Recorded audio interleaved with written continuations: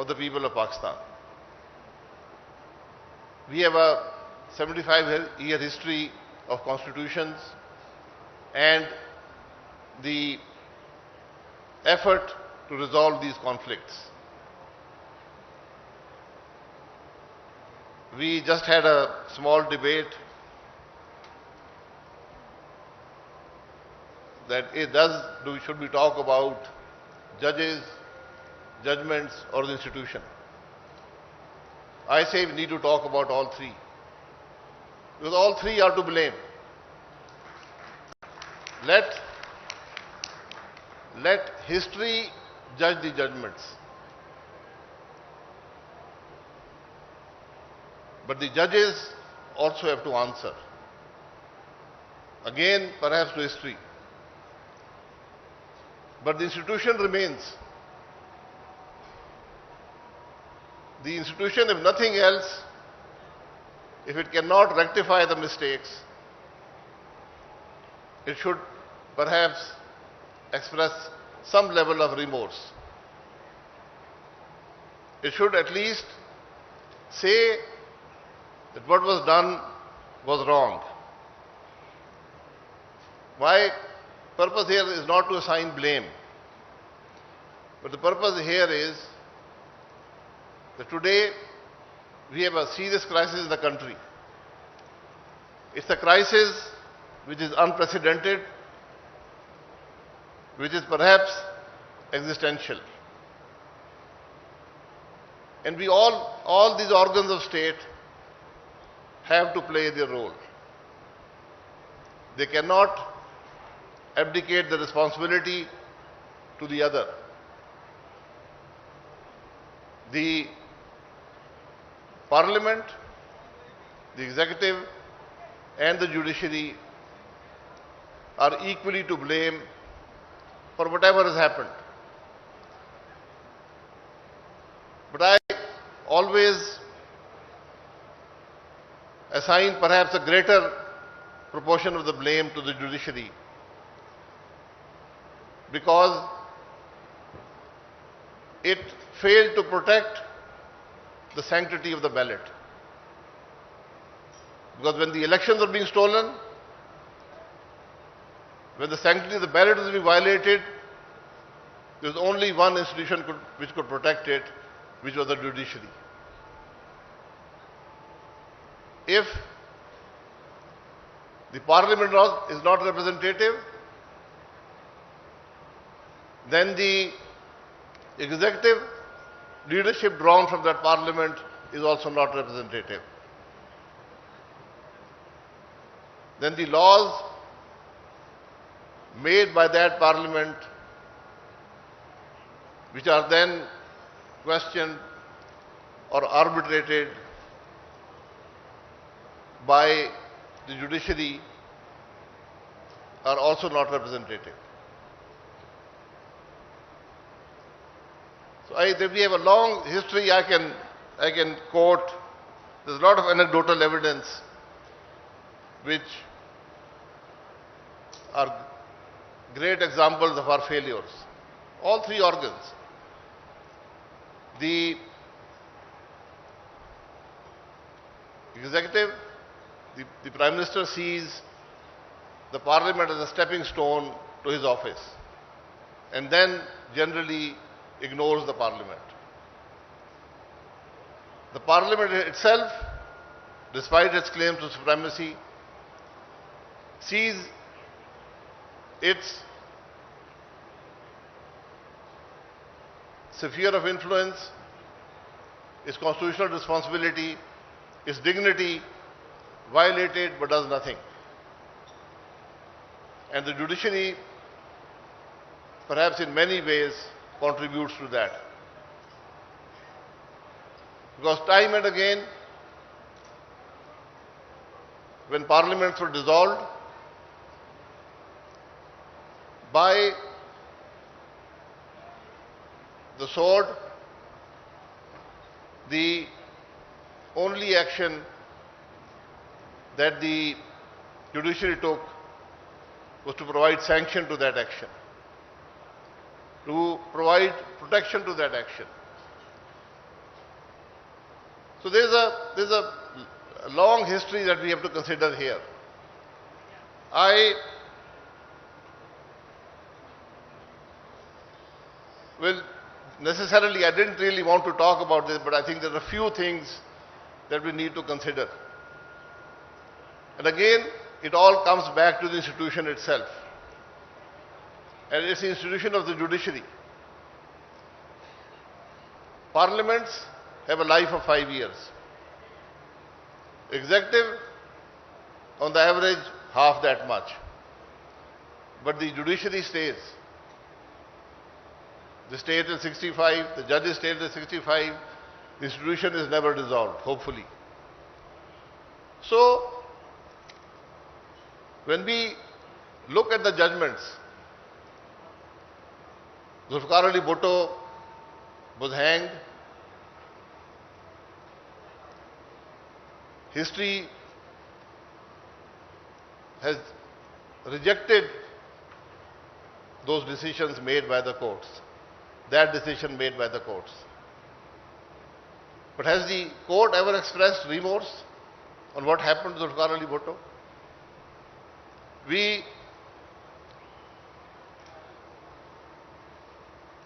Dr. Malik was here, Dr. Malik is sitting here. We were part of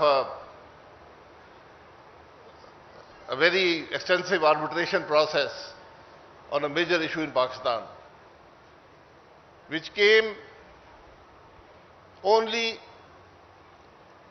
because the Supreme Court did not perhaps understand where its powers lay or what its jurisdiction was. And as a result, Pakistan had to pay a price of $6 billion. Has there ever been remorse about that judgment? We have the executive, and perhaps now the parliament has found a solution to that issue. But it will be an issue that will be very divisive in the future, which will affect greatly the economy of this country. Who blame is not enough. Who do we go to perhaps rectify these situations that they don't happen in the future? In July 2017, a government which was performing to a reasonable level was dissolved because the Supreme Court became a trial court and decided to de-seat the Prime Minister because he had not taken money that came from a director's fees and which the Supreme Court in its wisdom declared an asset. What are the effects of these judgments? That is the question today. Can these judgments be quoted in the future? Are these judgments beneficial for the people of Pakistan? I'm not a lawyer, but I've been around in Parliament for a few years. And to me, the touchstone of any judgment, the natural arbiter of conflict or a grey area is common sense. Do the judgments of our courts reflect common sense? That's a question that the institution needs to ask itself, so that we do not repeat these mistakes in the future. Today, the highest court in the country is considering the amendments to the NAB ordinance. It's a court which enjoys suo motu powers and has in the past exercised those powers. The NAB ordinance has a history to it. It has a 23-year-old history of what and how and when that ordinance was used. Is the Supreme Court unaware of that? what is the effect of the NAB on the people of Pakistan and the country of Pakistan? Is the Supreme Court unaware of that? There's a very simple solution to this whole issue. And I can tell you from being in government, from being in opposition, that until the institution of NAB is there, Pakistan cannot function. Because the executive is paralyzed. One of the organs of state is paralyzed. The other organ, the parliament, is unable to take the correct decision to repeal the NAB ordinance. It knows the effects, but it's also aware of the effects of that repeal on its own reputation or the reputation of the parties in power. So now today, I expect the Supreme Court to not look at the wording of what the amendment is, but to look at what NAB has done to this country, to the thousands of billions of money, of resources that we have lost. Lost due to decisions not taken because of fear of NAB.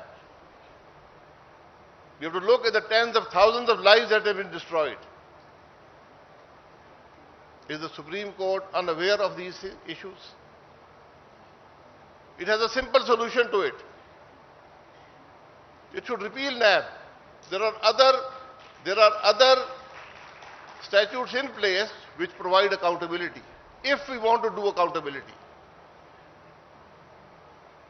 We are a people that are deceiving ourselves. Do we want accountability? Accountability has one simple principle. I have money, I have expenditure. Where did that money come from? Can I justify my lifestyle? Have I paid taxes on the money I've spent? One simple principle. I assure you, the parliament will be emptied. The benches will be emptied. Other institutions will be emptied. None of us are not guilty of this sin. Unfortunately, and we are unaware and we are unable. That's the reality of the issue today. Neither the parliament, neither the executive, neither the judiciary are able to address the reality, the real cause of issues. We look at the wordings, we look at the superficiality of these issues, and we try to fix that. I have heard some leaders in all of these institutions talk about legacy. You don't create legacies. You let your actions speak for themselves and let history judge you. That is a legacy. You don't create a legacy by inspecting hospitals, by undermining the functioning of the executive. My dear friend Iftikhar Gilani Sahab, he always had this huge debate that he carried on for years on whether the Supreme Court can overturn a constitutional amendment. And I think the answer still remains unclear to me at least. Perhaps it can, perhaps it cannot. But whatever action the judiciary takes if it undermines the parliament or the executive, it undermines the people of Pakistan. It affects the people of Pakistan. So let the judges be cognizant. They carry great responsibility.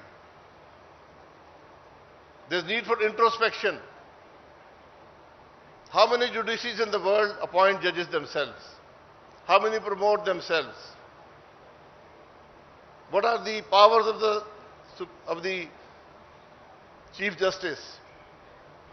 Does he have to get there by seniority? We have a 20-year history of these issues. Is the institution stronger today? Are the judges more qualified? Are the decisions better? These questions need answers. So I thank you very much. I've taken a lot of your time. Very grateful. Thank you.